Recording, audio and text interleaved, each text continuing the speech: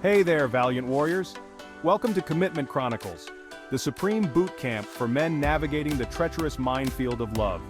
In this channel, we delve into the intricate tapestry of what makes a woman stay with one man rather than another for a lifetime. If this is of interest to you, hang in there and I will be your love coach. And together, we're on a mission to safeguard your hearts from the abyss of heartbreak and chaos. We upload a new video once a week. Before we proceed, please click on the like and subscribe button and on the notification bell so you never miss a new upload. Hi, Commitment Chronicles. One thing I've noticed since I've started using your framework is that most women would rather be right than happy. I work in a small office with a lot of married women. My social life often comes up as a topic of discussion because I go on a lot of dates, still looking for the girl with the right attitude. It's interesting how the women I work with have developed a "how dare he" attitude towards me whenever I use a method I learned from you. After a good first date, the next day I am always asked when I plan to call again. In about a week I tell them, which always infuriates these women. They call me a game player or just plain old mean. Yeah, it's real mean to buy a girl dinner, make her laugh and walk her to her door like a gentleman. They tell me I have to call her in a day or so and tell her what a good time I had and how I can't wait to see her again. When I refuse, they lose it.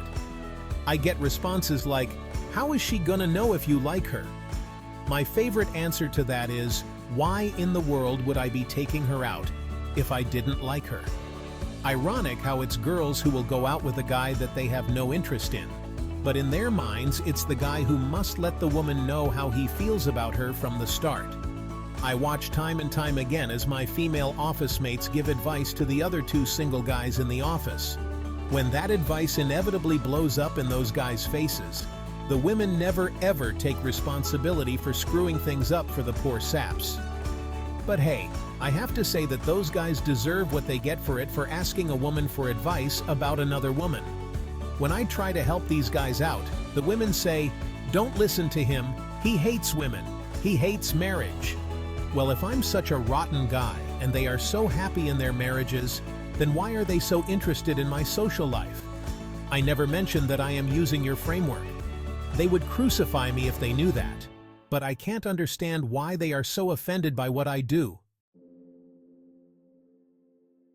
I tell them that I am waiting a week to call to make myself more mysterious and intriguing to the girls I date. Well, my female office mates simply will not have it.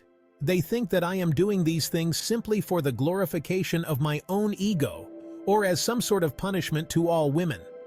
They refuse to acknowledge that these things would make them happy in their marriages if their husbands had the guts. I asked the one single girl at the office, if a guy did all the things that I do, would it make her more interested in him? She said, "Get this, well, yeah, but that doesn't mean he should do it. Say, wat-teet." Has the empowerment of women really blinded them so much? Have Madonna and Oprah made it so important for a woman to be in control that a guy is not allowed to do whatever it takes to make a girl like him more? Simply put, it's their own fault that they can't find a gentleman. They fall for these cheeseball guys who throw corny line after corny line at them, like those loser dorks on Friends. Then when the actions of these guys do not measure up to their sappy words, these women get heartbroken and become more guarded and vow never to let a man control them again.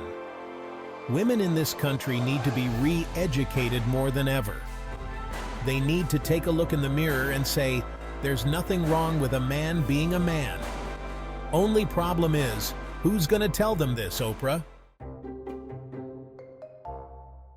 Hey, Emeka, the answer to your question is yes. As goofy as it might sound to some, it's absolutely true that Oprah and Madonna have trained womenfolk to make being in control such a high priority that a guy, in their eyes, is not allowed to do whatever it takes to make a girl like him more. For a man to do anything as such is considered not only politically incorrect, but politically illegal. Although this Orwellian standard seems to apply only to the male gender. Apparently, it's perfectly fine for women to have their dozens and dozens of monthly magazines with covers touting articles such as 7 secret strategies to make him fall hopelessly in love with you, and love spells. Advice from a white witch shows you how to have him wrapped around your little finger in no time. But if a man employs any strategy other than just be totally open and honest to win a woman's heart, then he's a game-playing, deceitful, manipulative, womanizing user-abuser who can't be blamed and shamed enough.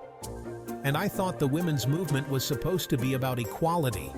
You, Amika, have been unfairly exposed to intense criticism in your workplace for sharing that you deliberately do things to make the girls that you date see you as more of a challenge. But the flack that you've encountered would pale in comparison to what you'd experience if you were to share what you shared with a TV studio filled full of female Oprah-ites. Can you imagine the venom that would be spewed at you if you revealed on camera that you always waited a week to call a girl back after your first date with her? I mean, they would be crying out to lynch you right then and there. And here's the absurd thing. Those women have no comprehension that they want and need a man who uses the framework. You see, Emeka, women are incredibly intuitive, so much more than men are. And yet, amazingly, a majority of them are in ignorance and denial about what motivates them in love. Most of Oprah's audience would dispute the value of challenge and debate you on its efficacy till their last dying breath. Yet those very same women would and will give their hearts to a man who embodies challenge. Pretty weird, huh? And as you mentioned, Emeka, many women have been burned romantically due to their own poor choices. Remember everyone, it's women, not men, who do the choosing in relationships. They've chosen the selfish jerks, the flowery flatterers, the vapid pretty boys, and the BSing braggarts over the less glittery good guys with heart and soul. So they're bitter, and they keep their hearts shut down as a way of protecting themselves. And when a woman is bitter, the idea of a man doing anything to empower himself in the courtship process is very threatening. So the truth is that many women would simply rather remain pissed off at men than be happy. They're addicted to being in control, and yet they secretly yearn for a man of integrity who will take control and keep them guessing for a while. Their ticket out of this kind of no-win situation is to have the good fortune to date a man who is a serious student of the framework. That would be a consciousness and heart-expanding experience that could woo the most bitter beauty, tame the most shrewish shrew, and melt the heart of the Queen of the Amazons. Yes, even Madonna. As far as your work situation goes, here's my advice to you, Amika. You've shared enough about your dating strategies with the women in your office. It can be entertaining and educational to observe the responses of various females to Commitment Chronicles' controversial dating strategies, as long as you're willing to take the heat that goes along with it. But, as you've already surmised, if you were to share further details about the framework with your female co-workers, they would, indeed, go ballistic on you. And why get yourself embroiled in conflict and controversy at your workplace? So next time they get in your face, just tell them what they want to hear, then smile and walk away. You don't need any more negativity from them. Remember guys, the key to women is challenge, in spite of what everyone says. Okay, that's it for this week, Warriors. Stick around, subscribe, like, and share, and let's embark on this adventure together. Until next time, stay charming, stay committed, and most importantly, have fun.